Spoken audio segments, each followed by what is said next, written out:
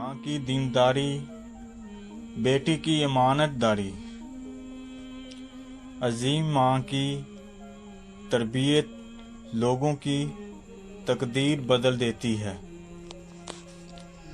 सौदागरों का एक काफिला बगदाद की तरफ जा रहा था। इनके साथ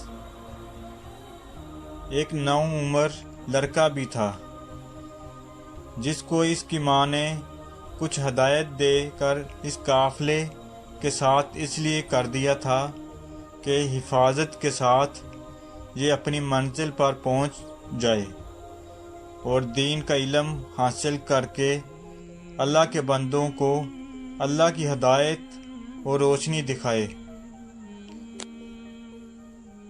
काफिला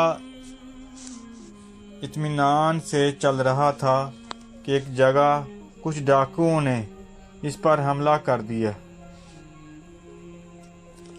काफिले वालों ने अपना मालो असबाब बचाने के लिए बड़ी चालें चली कि किसी तरह इन डाकुओं से अपना कुछ माल बचा लें, लेकिन डाकुओं ने इनकी चालों में आए और ना ही इनकी रहम की अपीलों से इनके दिल पीसे। काफिले के एक एक आदमी से उन्होंने सब कुछ छीन लिया। डाकू जब अपना काम कर चुके तो इनमें से एक ने इस नौउम्र गरीब और परेशान हाल बच्चे से पूछा। डाकू ने कहा, कहो, मैं तुम्हारे पास भी कुछ है? नौउम्र लड़के ने कहा, जी हाँ, मेरे पास 40 दिनार हैं। डाकू, तुम्हारे पास 40 दिनार हैं?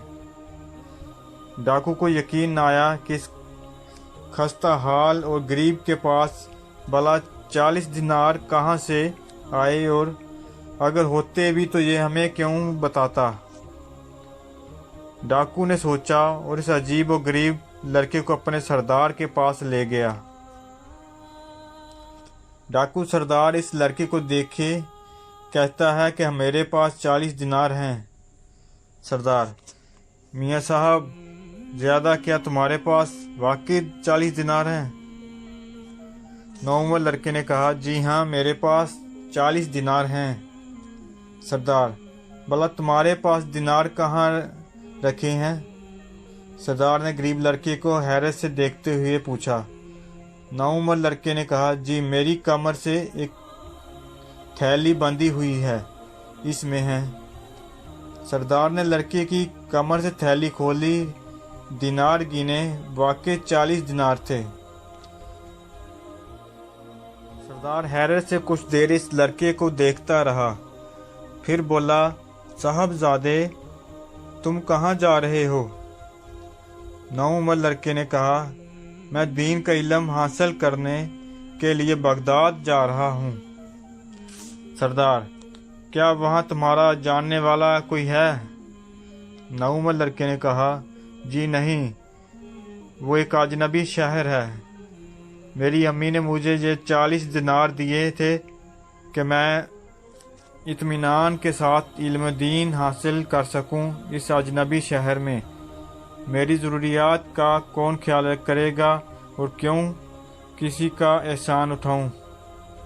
सरदार,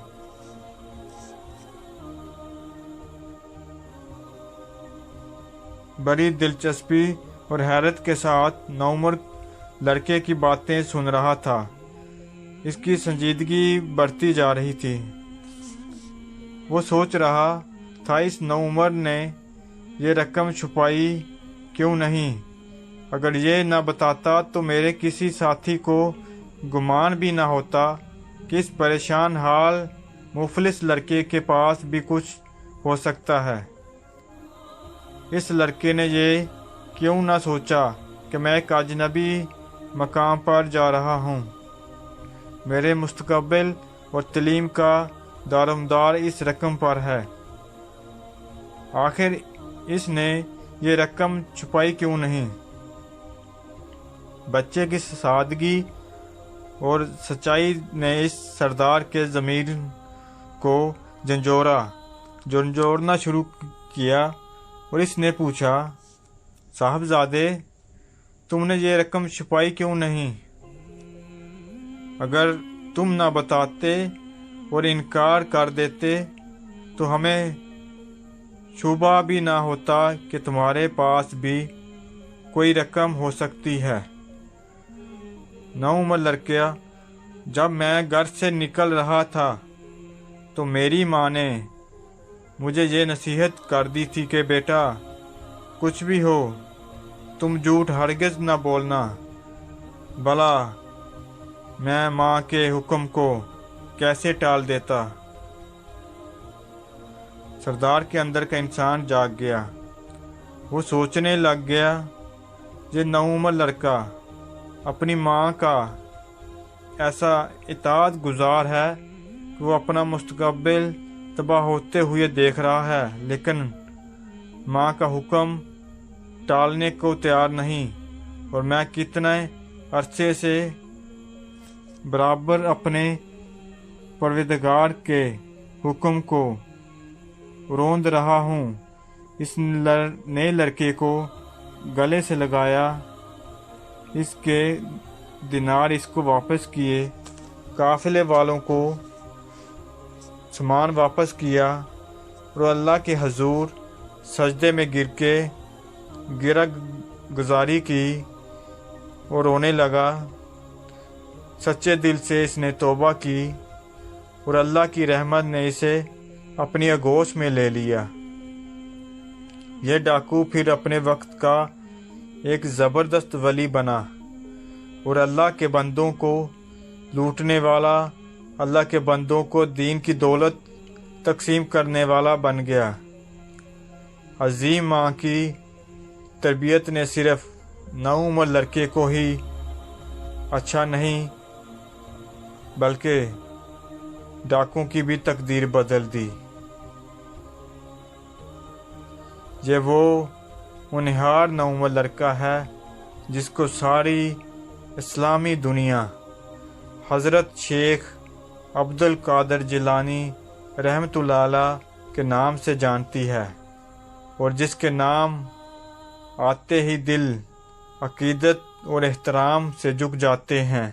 या अल्लाह, हमें झूठ बोलने से बचा और हमें अपने हुक्म पर अमल करने की तौफीक बख्श और अपने नेक बंदों और नेक बुजुर्गों के नक्शे कदम पर चलने की तौफीक बख्श। आमीन सुम्मा आमीन।